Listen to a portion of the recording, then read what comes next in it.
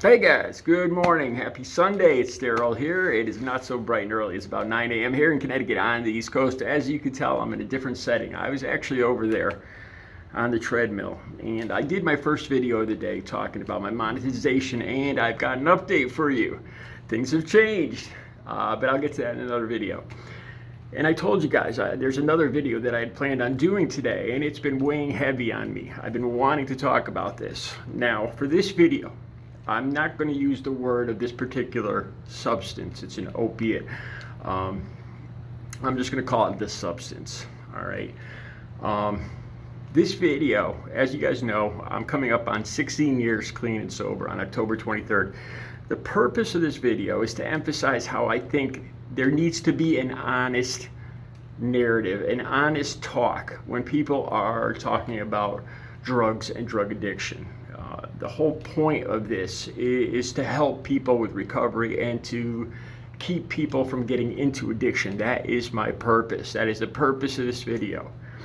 All right. I am not defending cartels or dealers or anything like that in this video.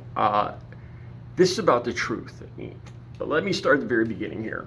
You guys have probably heard me talk about this before. Halloween's coming up, and then there's been a lot of talk about these rainbow colored candies and this other substance. And what prompted me, what really fired me up this morning is I came across a story from Rolling Stone. I'll put the link right down below, about 10 Republican lawmakers talking about this. And to me, it's just blatant fear mongering with Halloween coming up. You know, talking about, to me, it's taken on a political tone. The purpose of this video, I'll explain more about. I believe that being honest, especially with younger people, when you're talking, when you're giving them information about this, to keep them away from these substances, you need to be completely honest. Using scare tactics doesn't work. So I'll explain how that happened to me and how it kind of attracted me more to the substances. I'll get into that in a second. Okay, so this story talks about, like I said, the article will be down below, and the actual video, these 10 Republican lawmakers talking about cartels and making it sound, their motivations. To me, everything I've experienced over 20 years, the way they're saying it, it just doesn't ring true for me. It bothers me. Also, I had a talk with a member of my family, and we talk about recovery. And she brought this up. She's like, "What do you think about this?" And I explained to her I'll get into my point of view, but she said she watches Fox News. She says, "Oh my God, it's terrible. These people are sick. They're just trying to do away with our younger people in our country." And that bothered me. It bothers me because to me it doesn't ring true. Everything I've experienced, like I explained to her that she's making it, and these Republican lawmakers make it sound like similar to religious fanatics in the Middle East. They're driven by religion, right? They'll do away with themselves just to make a point. They're driven by their perception of God and going to heaven and all that. And it really sounds like the person in my family and these Republican lawmakers are making it sound like that. And what I have seen in my life, that is not the case. All the dealers, all the people that I've met through 20, 25 years of dealing in these illegal things, they're driven by money. There was an incident here in Connecticut where there was boxes of the candy found, and my perception of that is they were using it because this substance does look like candy. They were using it to sneak it in. It was a way to package it and move it in. To me, that didn't appear as a way to get it to younger people. From what the way to me, what I've seen is it's all about money. The dealers I have seen have no motive to do this to younger people. in our community, say on Halloween, by putting this, trying to put this stuff in Halloween candy. It goes against from everything I've seen. They don't need to market this stuff. They have overwhelming customers, unfortunately, already. Kids don't have disposable income. They are not the customers that these people are looking for. And people will say, well, maybe they're trying to hook them further down the road. The thing is, these aren't cigarettes. The lifetime use, when people get involved in these things, it's not a lifetime. It's just about 5 years, and then their life is over. There's not a long. It doesn't make sense from everything that I've learned. Back in the 90s, in the early 2000s, Ecstasy X was designed like this, in the shape of clovers and brightly colored, bright colors. And it was for the club scene, the club market. If you ever seen like raves, they have the glow-in-the-dark sticks and all that. And that kind of substance, that look to it, went along with the club scene.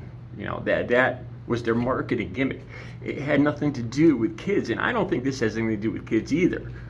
I think a lot of it has to do with sneaking it into the country, smuggling it in, and perhaps making it look like candy. I think that could be a motivation.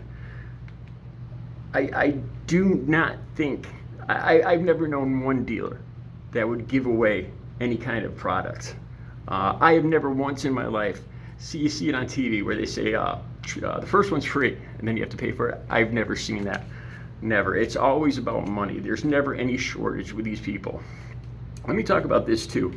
When I was younger, my father worked security. He was a forest firefighter during Woodstock in 1969, and I still remember hearing this. When he came back, I was 4 years old, and I heard my mother and my father talking about acid. There was a lot of acid there, and I was terrified. I pictured battery acid. I had nightmares of battery acid and picnic tables being like burned by battery acid, and it terrified me. And my family used scare tactics. That you'll think you could fly, and all this other stuff. And I ended up being drawn to that. I don't know the psychology behind this, but using fear tactics, doesn't always work. This fear mongering, I think there's a lot of politics involved in this, and it bothers me when they're not. I believe that parents and lawmakers and everybody else should just talk to the kids honestly, with just the facts. And I think people like me could come in useful in having just a straight, honest talk about how everything led to everything else. You talk about marijuana and gateway drugs. I remember using that for years. And I thought I was fine. It takes a while. By the time you realize that you've progressed and you're in trouble, it's too late. Years could go by before you realize. And this is where I think talking to people like me, people in recovery, could be the most helpful thing, the most honest thing. Kids are smart. They know when they're being manipulated. They know when they're being told a horror story, a scare story, something to scare them. And I think a lot of times, that draws them more to it. They hear all this talk about Halloween. Back when I was a kid, it was about apples and certain things in apples and stuff like that. And like I was saying, I ended up being drawn in high school. I ended up using that very substance that my father was talking about, LSD. And I ended up using that in high school. I ended up using it frequently. I was terrified. My parents had used these scare tactics to try to scare me, and it ended up drawing me to it. You think about roller coasters or horror movies, and there's something in our makeup that we like doing things. We like being scared. We like trying to get away with something. We think we're stronger, or we can get away with. That was my case, that I thought I could, I was a little smarter, I was a little healthier than everybody else, and I could get away with it. I still remember telling my mother that I have self-control. I could use these oxys and stuff like that, and I could control it. I can't tell you how wrong I was. It wasn't even you could have all the self-control in the world. It doesn't matter. It bothers me that people are using these scare tactics and politicizing this, making it look more like Mexico and the Mexican people are the people to be scared of, to fear. You know, they're out to hurt you.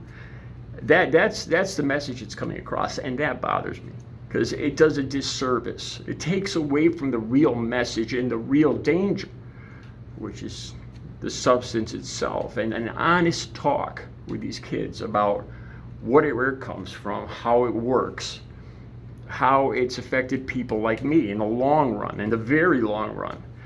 I heard the same stuff as a kid, and I ended up doing it anyway. I think being dishonest, like these politicians, like I said, the link will be down below, it does a disservice to people trying to get into recovery, trying to keep younger people away from these things in the first place. When you're not being honest, when you're politicizing the issue. That's my opinion on this. Like I said, from everything I have experienced, these cartels, it's all about the money. They don't give away product. There's nothing in it for them by giving this away or making it look like this or that with Halloween coming. There's nothing in it for them. For everything I've seen and all I know, that doesn't make any sense. It's not like anything I've ever encountered before. A lot of the first-time users, especially when your weight is low and you're dealing with opiates, you get sick the first time you use it.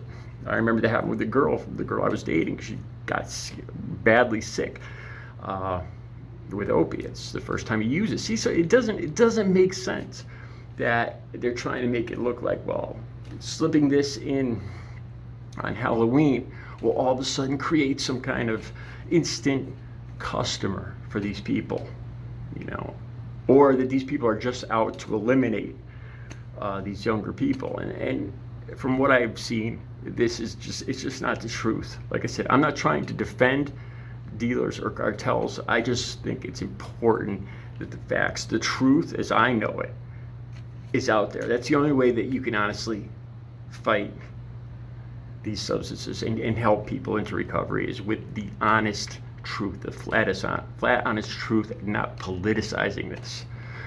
All right, I hope I made some sense. I gotta get back to my workout. You guys have a good Sunday.